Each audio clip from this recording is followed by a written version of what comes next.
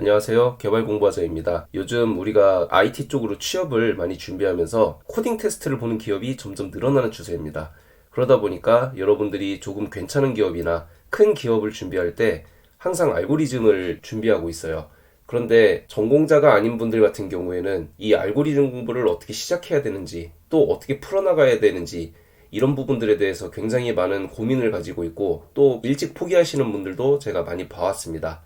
그래서 제가 알고리즘 풀이 강좌를 한번 진행해 보려고 합니다. 우리가 알고리즘을 공부하기 전에 노베이스로 시작할 수는 없고요. 시작하기 전에 알아둬야 할 점이 있습니다. 그리고 우리가 사전에 알고 있어야 되는 지식들도 있고요. 그래서 본격적인 알고리즘 강의를 시작하기 전에 여러분들이 기초적으로 알고 있어야 하는 지식들과 또 어떤 식으로 공부를 해야 되는지 이 부분에 대한 내용을 먼저 이야기하고 시작할까 합니다.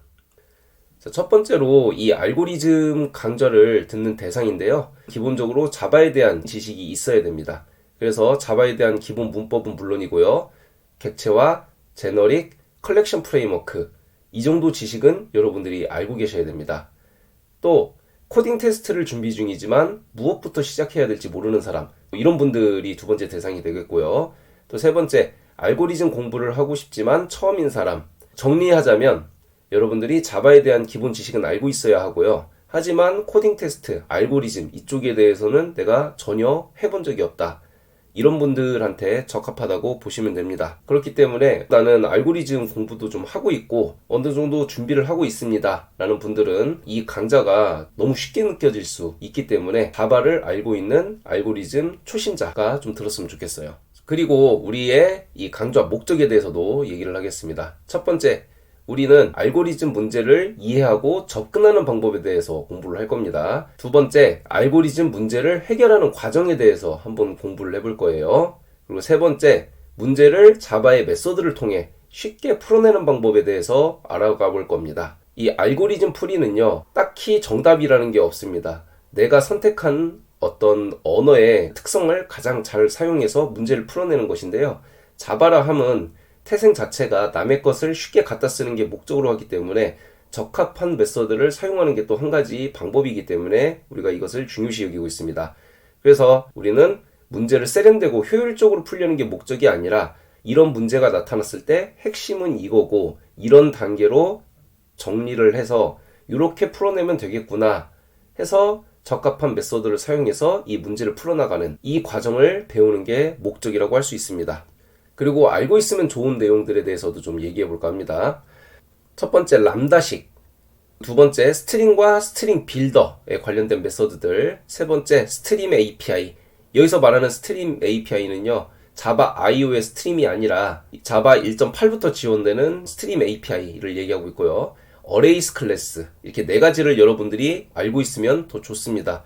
물론 이것을 잘 모르고 계신다 하더라도 필요할 때 언급을 하고 해당 내용에 대해서 제가 좀 자세하게 얘기를 할 테니까 걱정하시진 않아도 되고요. 하지만 여러분들이 한 번쯤 블로그나 책을 보고 공부해 두면 굉장히 좋을 것 같습니다. 자, 그리고 강좌를 듣는 순서에 대해서 얘기를 하자면요. 첫 번째, 제가 문제를 여러분들한테 주어질 때 잠시 강좌를 멈춰놓고 주어진 문제를 직접 풀어보는 것을 권장하고요. 두 번째, 제가 그 해당 문제에 대해 핵심을 얘기를 할 겁니다. 이 문제 해설은 이렇고 이게 핵심이다. 첫 번째에서 문제를 풀지 못했다면 이 두 번째 문제 해설을 보고 잠시 강좌를 멈춰놓고 푸는 것을 추천드립니다. 그렇게 하는 이유는 문제 이해력에 따라서 풀이 난이도가 바뀌기 때문에 그래요. 알고리즘이라는 녀석은 문제 이해를 하고 못하고가 진짜 굉장히 큽니다. 그렇기 때문에 첫 번째에서 풀지 못했다라고 하면 두 번째 문제 해설을 보고 푸는 것을 추천드리고요. 그리고 마지막 문제 풀이를 한번 보고 본인의 풀이와 한번 비교를 해보는 겁니다. 물론 풀지 못하신 분들은 이렇게 푸는구나 하고 공부하면 되고요. 만약에 내가 풀었다 라고 하면 나는 이렇게 풀었는데 이런 풀이의 방법도 있구나 라고 생각을 하시면 좋을 것 같습니다. 마지막으로 이 난이도에 대해서인데요. 알고리즘 문제는요, 특정 알고리즘 문제 사이트에서 가지고 올 건데요. 물론 출처는 밝히지 않겠습니다. 다른 게 아니라 어느 사이트에서 우리가 몇 번 문제를 풀고 있다는 걸 여러분들이 알면 스스로 풀어볼 수 있는 기회를 박탈하는 거기 때문에 여러분들이 실제로 한번 같이 풀어보고 나중에 스스로 공부할 때 사이트에서 같은 문제가 있을 때 맞다, 이런 문제가 있었지, 복습하는 개념으로 푸는 걸 저는 의도하고 있기 때문에 어느 사이트에서 가져오겠다, 이것은 여러분들한테 밝히지 않겠고요. 레벨의 기준은 제출한 문제에 대한 정답 비율로 제가 좀 나눠봤습니다. 그래서 총 1단계에서 10단계, 1레벨에서 10레벨까지 뒀고요. 우리가 1차적으로 목표로 하고 있는 건 3레벨까지 풀어보는 겁니다. 즉 문제 제출자의 70%까지는 정답을 맞출 수 있는 문제에 대해서 먼저 우리가 한번 풀어볼 거고요. 그 다음에 이게 어느 정도 익숙해졌다라고 했을 때는 점점 난이도를 높여볼 겁니다.